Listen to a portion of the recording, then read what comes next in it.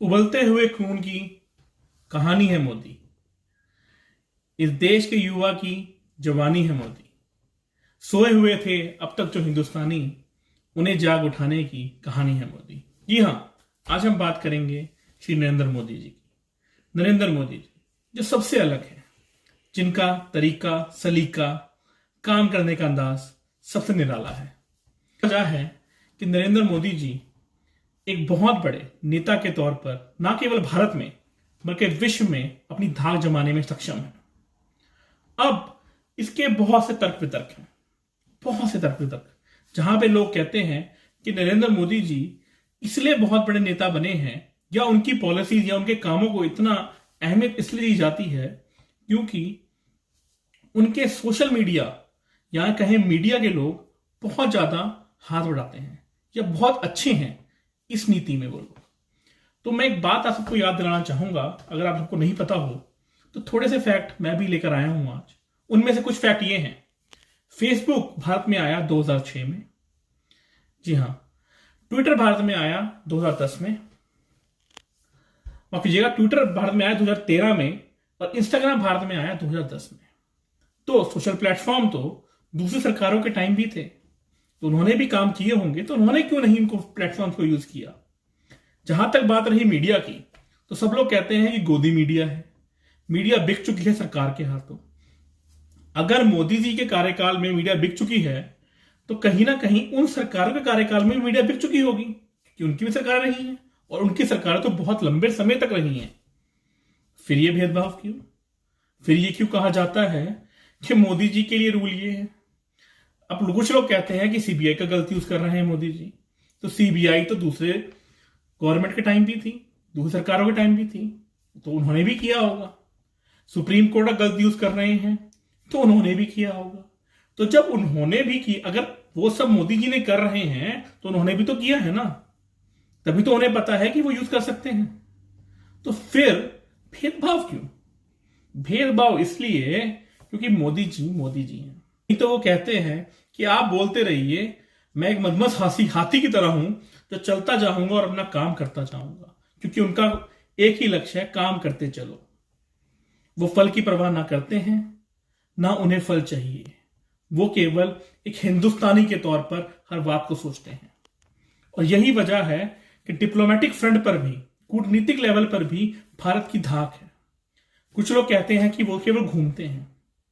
जी हां, मोदी जी ने अपने 6 साल के कार्यकाल में 60 देशों का भ्रमण किया है, मतलब 60 देशों में वो गए हैं।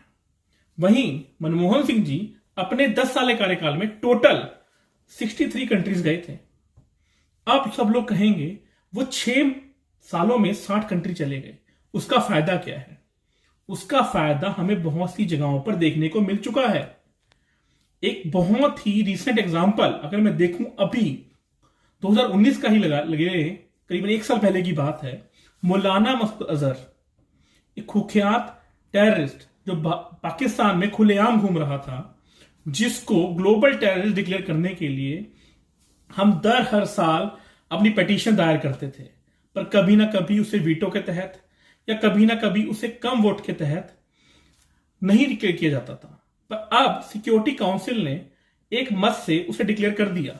तो ये कूटनीतिक जीत ही है, जहां हमारा दूर प्रतिद्वंदी चाइना, हमारा कट्टर दुश्मन में से एक, उसने भी उस पिटीशन को हामी भरी और यूनाइटेड नेशन सिक्योरिटी काउंसिल में उसके लिए उसको डिक्लेयर कर दिया गया। एक समझने वाली बात है, कल को जैसे कि कुछ लोग कह रहे हैं कि क्या पीओके में भी भारत कब्जा कर लेगा, अगर भारत ऐसा करता है और रेफरेंडम या मेमोरेंडम कोई भी यूएन में प्रस्तावित होता है, उस पर वोटिंग होती है, तो आप खुद सोचिए कि 60 कंट्री भारत के पक्ष में ऑलरेडी हैं और से बहुत से कुछ कंट्रीज हैं आसपास के जो ऑलरेडी हमारे साथ हैं।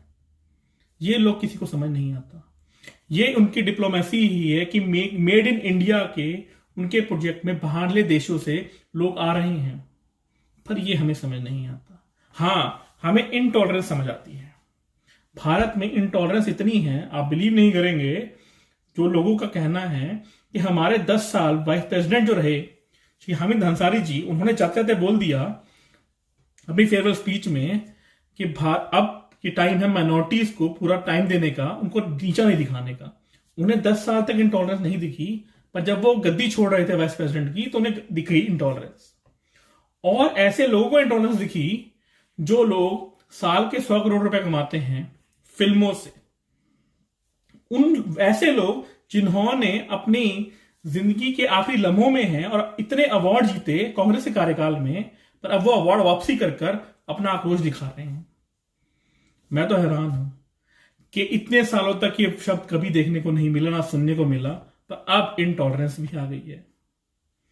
अब मैंने अपनी शुरुआती वाक्यों में एक शब्द का यूज किया था कि इस देश के युवा की कहानी है या जवानी है मोदी।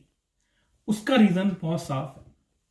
जब 2009 में यूपीए की गवर्नमेंट आई, उसके बाद 2014 के इलेक्शन तक 24 मिलियन लोगों ने नए वोटर्स बने, उन्होंने नए इलेक्टोरल प्रोसेस के लिए एनरोल किया, जो एलिजिबल बने वोटिंग के लिए।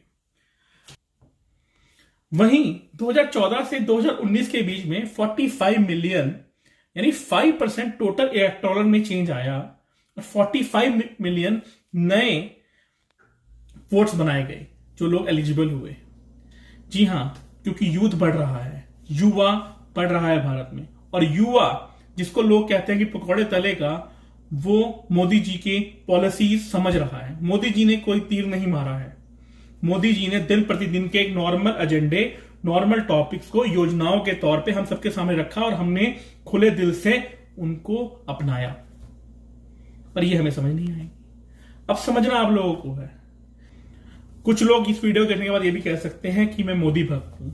मैं हूं, क्योंकि मुझे मोदी जी की पॉलिसीज और मोदी जी के तरीकों से बिल्कुल ही मैं इत्तेफाक रखता हूं। मैं उन लोगों में से नहीं हूं जो पहले ये कहें, जब पुलवामा में या उरी में अटैक हुआ, कि हम गवर्नमेंट के साथ हैं, पर उसके बाद सर्जिकल स्ट्राइक के बाद वो लोग ये कहें कि हमें सबूत चाहिए। कौन सा ऐसा देश है जो आपको टेक्टिकल ऑपरेशनल इंफॉर्मेशन प्रोवाइड करता है नेशनल प्लेटफॉर्म पे, पर भारत में ये करना अनिवार्य हो गया है क्योंकि सबूत मांगते हैं।